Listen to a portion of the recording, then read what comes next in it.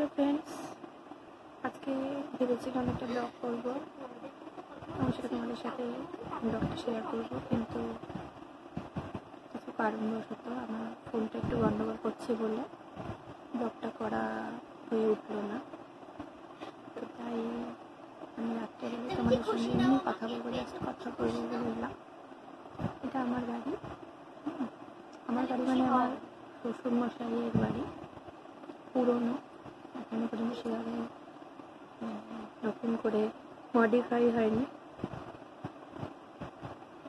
একদমই পুরনো। মানে এই মুহূর্তে এটা ঠিকঠাক করা দরকার, কিন্তু নানান রকম কারণে, আর্থিক কারণে এবং বুঝতেই পারছি বিভিন্ন রাজনৈতিকগত কারণে আমাদের পক্ষে এখন করা সম্ভব না। তো আমার দুটি মেয়ে, একটি মেয়ের বিয়ে হয়ে গেছে, আমার বিয়ে অনেক তাড়াতাড়ি হয়েছে, সেজন্য আমার বাচ্চাও তাড়াতাড়ি, সেও বড় হয়ে গেছে, তারও বিয়ে হয়ে গেছে।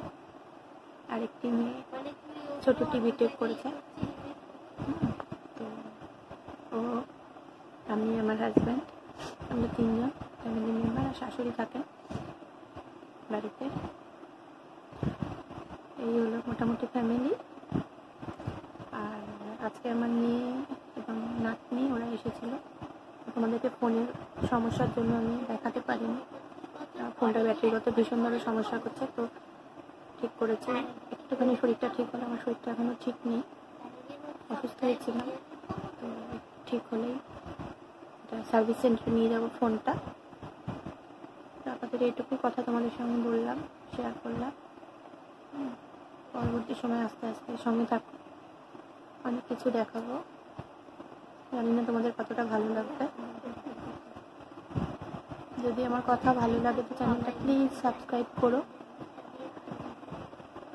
আর কিছুই বলার নেই, সবাইকে যেরকমভাবে সাপোর্ট করো, আমিও সবে শুরু করেছি ব্লগ, আমাকেও সাহায্য করো, একটু পাশে থেকো তোমরা।